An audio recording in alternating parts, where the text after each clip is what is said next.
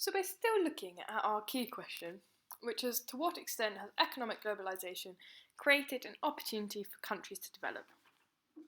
And today we're going to look at China as a case study of a country that's very successfully attracted foreign direct investment, shortened to FDI.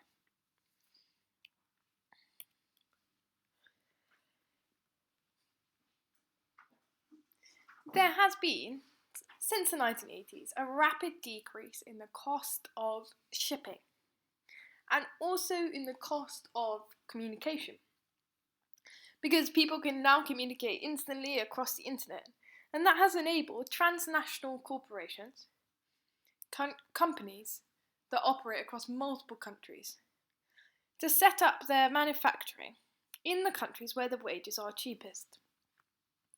And we see competition between countries to attract foreign direct investment from transnational corporations.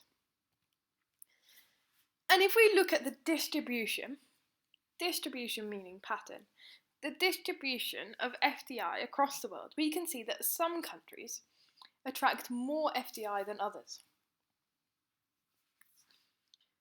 Green shows the countries that attract small amounts of FDI, whereas the darker blues show the countries that attract the most FDI. Name a continent that receives the least amount of FDI. Tell your screen. If you said Africa, well done. Look, we can see Africa here receives very low amount of FDI compared to other continents. And that's because Africa faces challenges to its development that mean that there are several low-income countries in Africa. And the existence of those low-income countries is the result of complex historical factors and also things to do with the government like corruption that are still going on today. Now name the continent that receives the most FDI.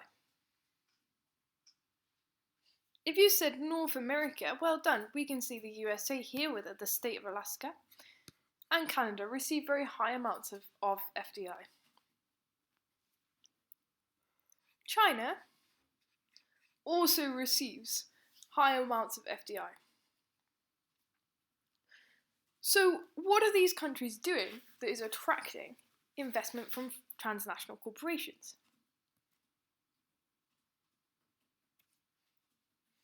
So these countries, they have low taxes. That means businesses don't pay very much money to the government. They got a highly educated workforce, a stable government with little corruption, so people in the government aren't taking businesses' money just for their own interests. And they have a good transport infrastructure. Importantly, they have good access to the coast. Tell your screen why countries need good access to the coast to attract FDI. Yes, it's easier to export the goods, or it's easier to ship the goods, and we know that because transnational corporations are operating across the world, shipping is really important. So let's take an in-depth look at China now. First, we need to know where we're studying. So describe the location of China. Tell your screen the hemisphere that China is located in. Now, tell your screen the continent China is located in. Using compass directions, describe the location of China in relation to the Pacific Ocean.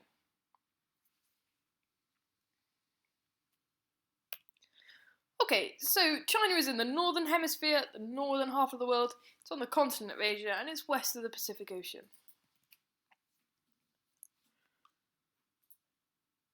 This is a choropleth map of the population density in China. That just means the number of people that live in an area. So if that density is high, that's a lot of people living in the area. The highest densities on this map are shown in the blue colour. Then we're looking at red for the next dense, all the way through to white, which is a very sparsely populated area with few people in it.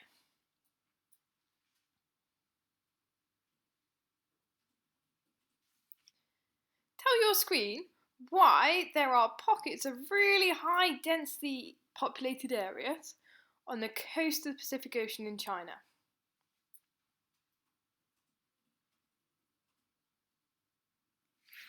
If you said it's to do with shipping, well done. So what we've seen in China is that FDI from transnational corporations has mainly gone to the east coast of China, where they have easy access to the coast to export their goods.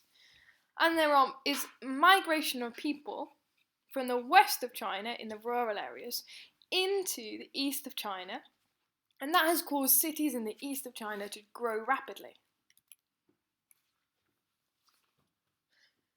Currently, China has a HDI score of 0.75.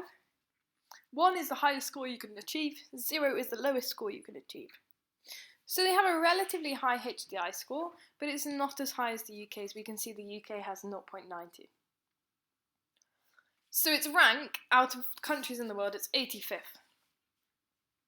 It compares similarly to Brazil, which is another NEE country, which has a HDI score we can see of 0.78 and a rank of 79th. So remember that Brazil, India, China and South Africa are grouped together as the BRICS, and they all started rapidly developing at around about the same time. And we can see that as we look at the life expectancy. Describe how China's life expectancy has changed over time. Tell your screen.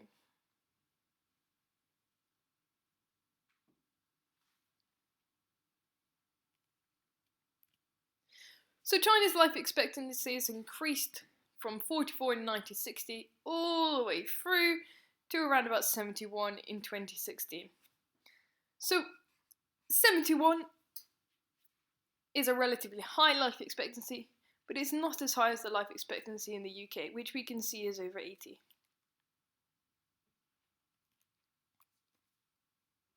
Tell your screen how China's GNI per capita, so the total value of goods and services in a country divided by the population, has changed over time using the graph.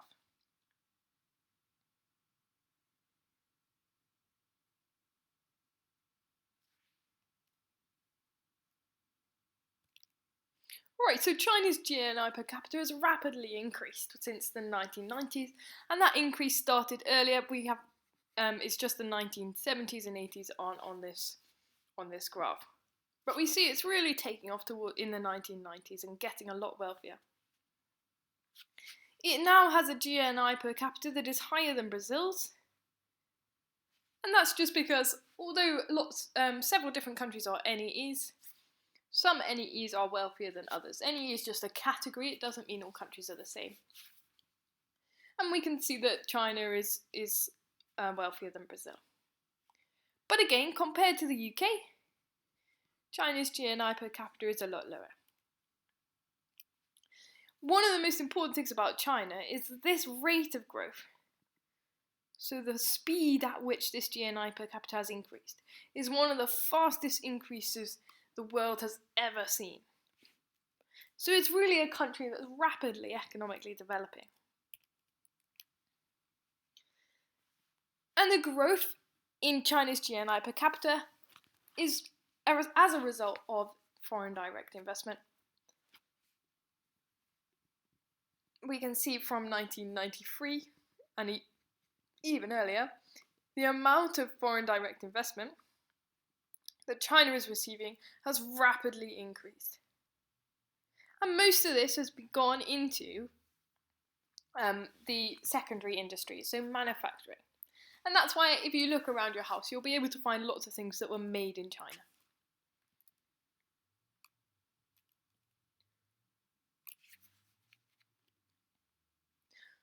However, the development of China is uneven.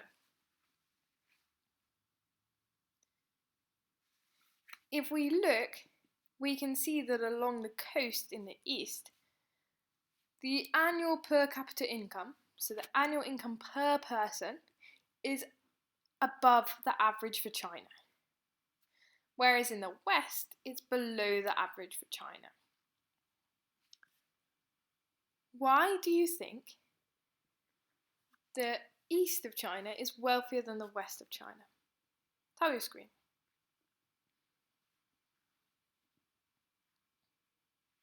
So, as we've said before, it's the east of China that is receiving the most investment from transnational corporations because it has easy access to the Pacific Ocean. And companies want to manufacture their goods where they've got easy access to the coast. We're going to look at a specific city, Shenzhen. Describe the location of Shenzhen. Tell your screen. Make sure you include compass directions.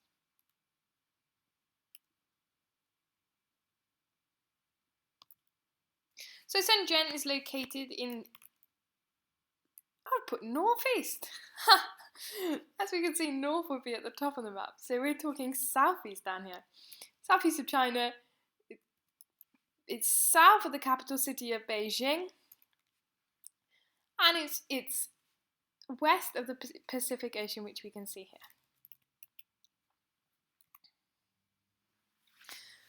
Here are some pictures taken in Shenzhen in the 1960s on the left, compared with pictures taken in 2015. According to the pictures, how has Shenzhen changed from 1964 to 2015?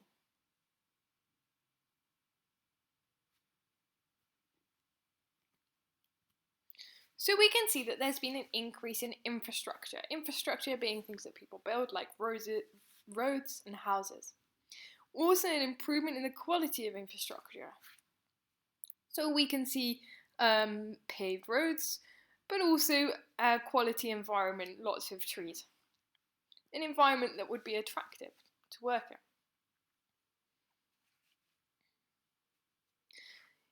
In the top right picture, we can see that there are a lot of high-rise buildings, which suggests that the population has rapidly increased and there are a lot more people living in this area. The fact that people used to be on bicycles and they're now in cars and buses suggests that there's been an increase in wealth. Let's take a look at Shenzhen a little more closely.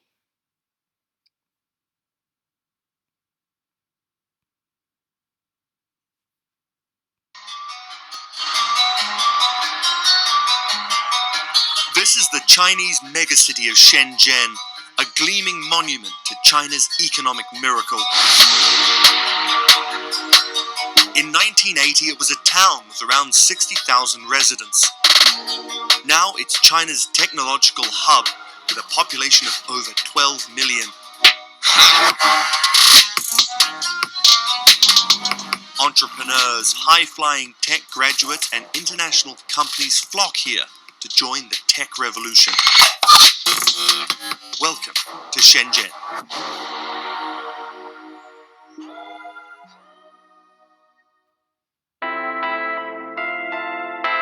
Shenzhen sits north of Hong Kong in the Pearl River Delta, one of the most densely urbanized regions in the world. The area has an estimated population of 120 million people. In 1980, Shenzhen was dedicated a free economic zone, an experiment in market capitalism in communist China. The effects were explosive. Shenzhen's population skyrocketed in just over 30 years. The city has a massive migrant workforce. Over 4 million residents stay during the week and then return home on the weekend. But it's tech hardware that's put this city on the map. If Silicon Valley dreams it up, then this is where it's made. This is Huacheng Bay Market, arguably the world's largest electronics market. Filming here is banned, but here's a sneaky peek. The market's neon-lit corridors stretch across multiple buildings and many floors. The stalls sell everything from the latest gadgets to the tiniest screws, and many items are rip-offs, Chinese fakes of US products. But if you wanted to, you could buy all you need to build your own smartphone, or 100,000 of them. Because Shenzhen draws in workers from across China, its food scene is just as varied as its population. If you're looking for the full banquet experience, Shang Palace and the Shangri-La Hotel has got you covered. Their dim sum lunch is a feast for the eyes and the mouth. It's a showcase of authentic Cantonese cuisine.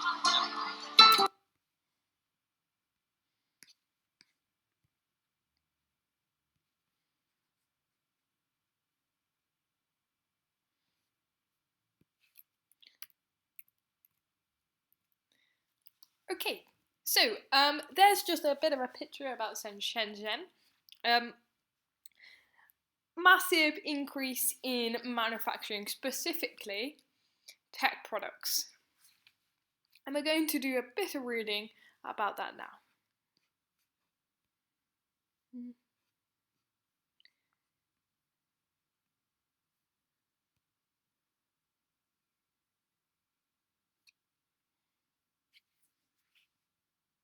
The Rapid Industrialization of China, adapted from an American journalist, James Fallows, writing in 2007. The morning crowd at the Four Points Hotel has the same sort of anticipatory buzz. Shenzhen, which is the part of China immediately north of Hong Kong, did not exist as a city in the 1980s. It was a fishing town of 70,000 to 80,000 people, practically unnoticeable by Chinese standards. Its population has grown at least 100-fold in the last 25 years. It is roughly as populous as New York. And like many Chinese cities, Shenzhen has scores of skyscrapers and many, many hundreds of factories.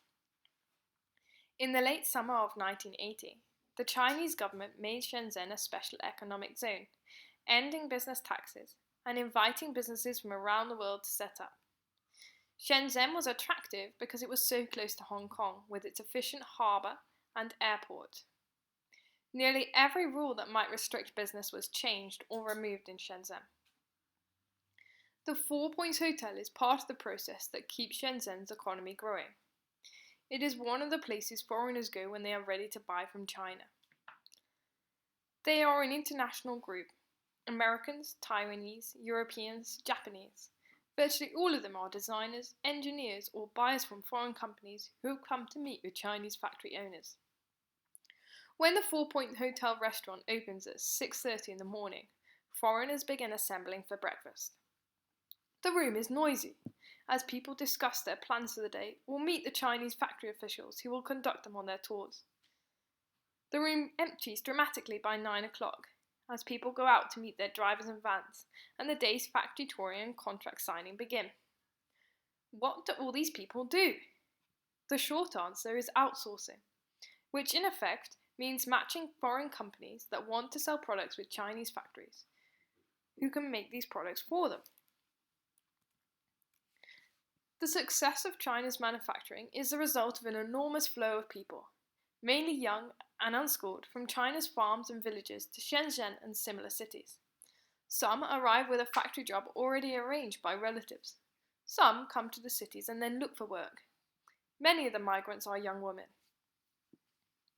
As in all previous great waves of industrialization, many people end up staying in Shenzhen. That's why it has grown so large. But many rural people, especially the young women, work for 2 or 3 years and then go back to the country with their saving. In their village, they open a shop, marry a local man and start a family, buy land or use their earnings to help with the relatives still at home. China's success in manufacturing is what has determined its place in the world. Most of what has been good about China over the past generation has come directly or indirectly from its factories. The country has tax revenue with which to build roads, houses, and schools.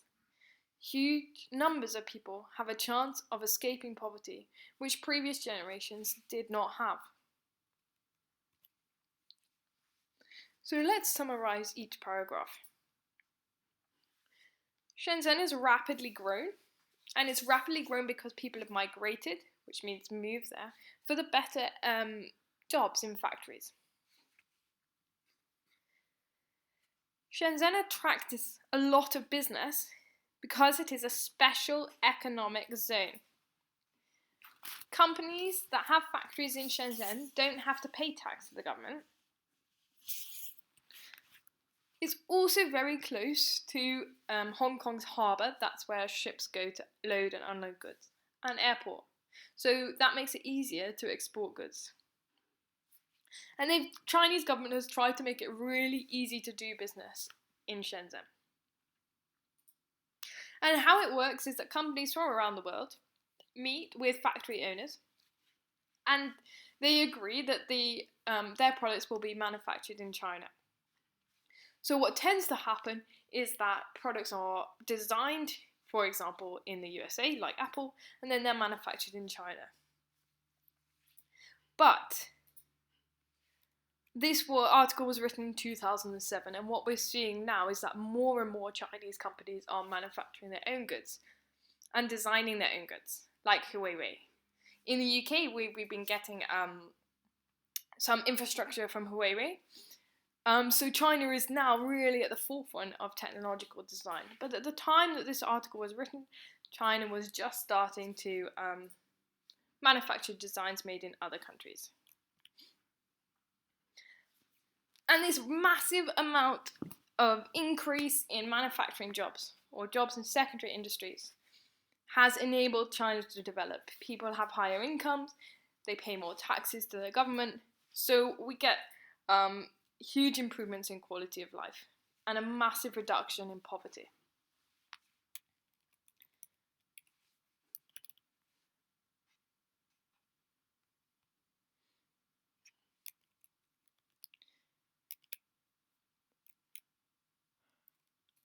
What you're going to do now is answer quiz section 1, which is linked in the description below.